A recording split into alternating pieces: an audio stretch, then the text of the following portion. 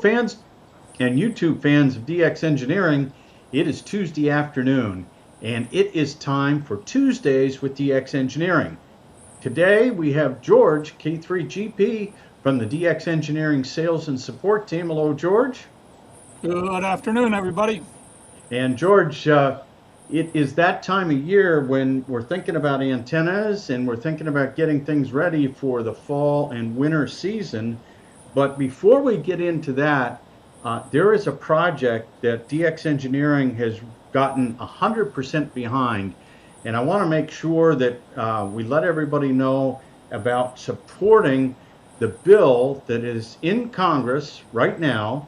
It's both in the House and the Senate to support amateur radio operators and their ability to install antennas outside in a homeowners association area. And a lot of radio amateurs do live in HOAs, and it is a real problem. And we really do need to have some legislation that will help amateur radio operators get up some antenna on the outside. And George, we're not talking about a 50-foot tower here. No, not really, because I get many calls, quite a few calls from people that are constrained by their HOAs, and they're trying to get antennas that are either hidden or perhaps in the attic, and sometimes not very effective. And when it comes to things like disaster preparedness, that's not a good situation to be in. It really isn't, because amateur radio is the true backup for communications. And if you look at what's going on with some of these fires out in the West, the first thing that goes down is the cell phone system. The cell sites go down. The next thing is the internet goes down. And so all the things, including rapid radios, do not work. They just don't work. So amateur radio is critical. And if you're in an HOA and there is a problem, maybe it's a hurricane, maybe it's a bad storm, maybe it's a wildfire. If you're in an HOA and you're trying to communicate with one of these antennas in the attic, or maybe a mobile antenna, it's just not a good situation. So here's what you can do. It doesn't matter, number one, it doesn't matter if you're in an HOA. You can help support this bill. Number two, it does not matter if you're a radio amateur. You can help support this bill. And it doesn't matter what state you're in, you can help support this bill. And the easiest way to do this is to go to ARRL.org, the ARRL website, and it's number 3 on the banner right now, Pass the Bill. And if you click on that, it will send you to a website that is send-a-letter.org/HOA, and you put in your call sign information and your name, and boom, everything is done for you. I mean, it's that easy, George. Absolutely. You know, there's a lot of perspective if you think back to even the Titanic disaster, which was before amateur radio started. That pretty much proved the need for wireless communications. So you take a look in the past 70 years, we've had involvement with amateur radio operators in at least nine major earthquakes, 14 hurricanes, 3 floods, and also the 9/11 disaster, which was a big one in and of itself, and also the Boston Marathon. So there's a lot of historical precedent for the assistance that amateur radio operators have been able to give in each of these events. It is so important. And George, you sit on the front lines with our customers, trying to help amateur radio operators all over the country get some effective antenna if they live in an HOA. And it's really, really challenging. Absolutely.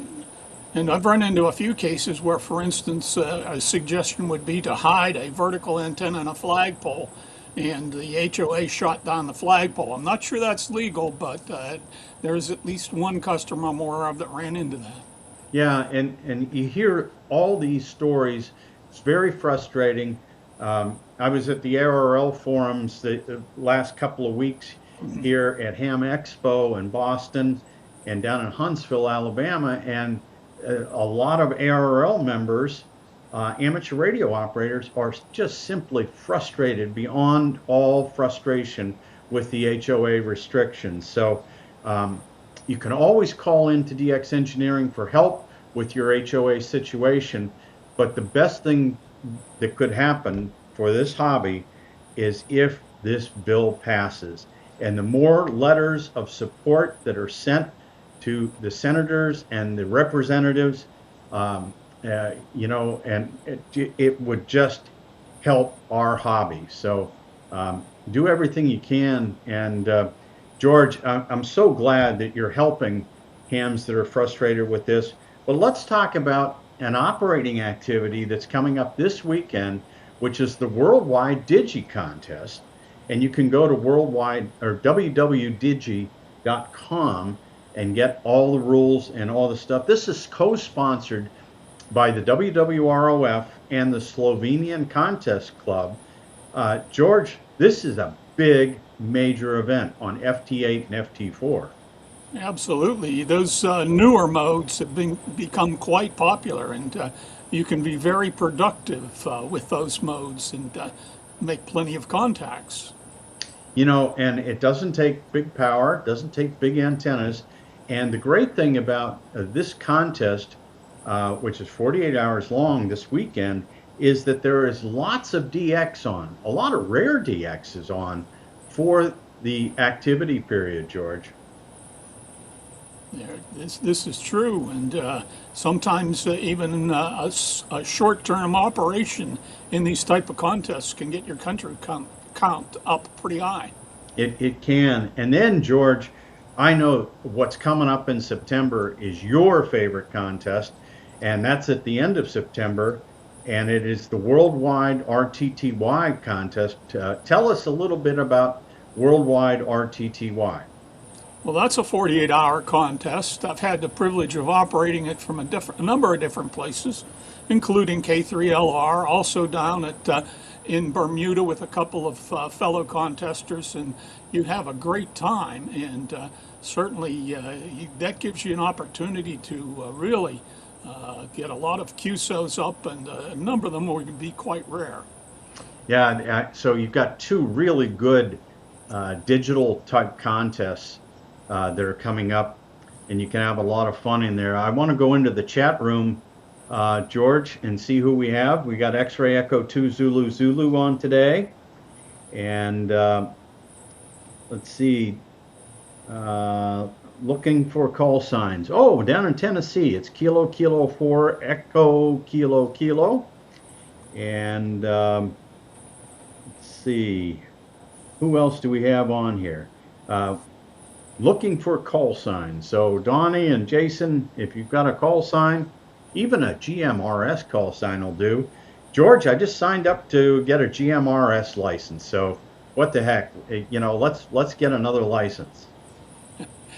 Yeah, it's a bit different protocol, but you can certainly have plenty of fun with that as well.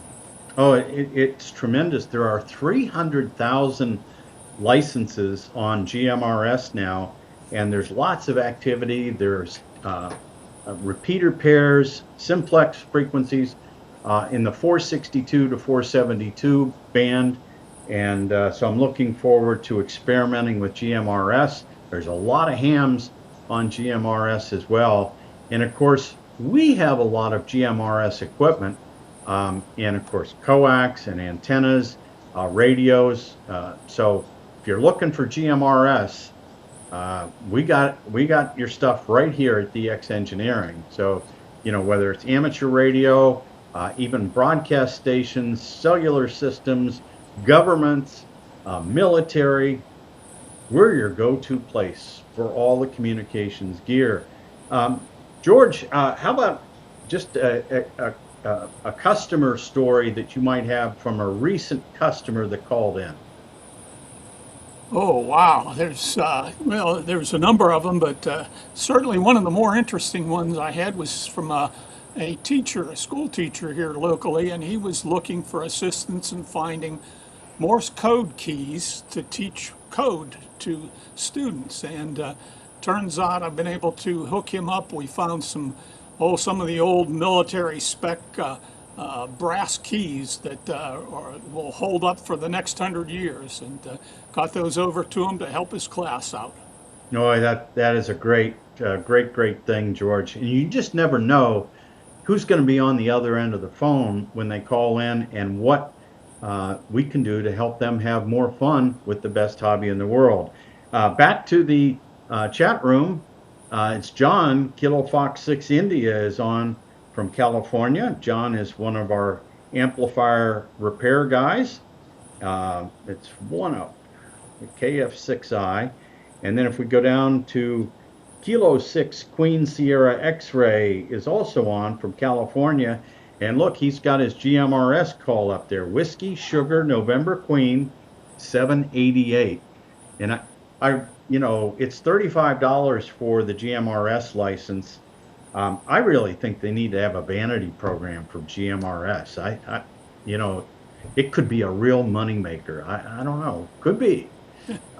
And I guess you know, on 70 centimeters, you can get some openings.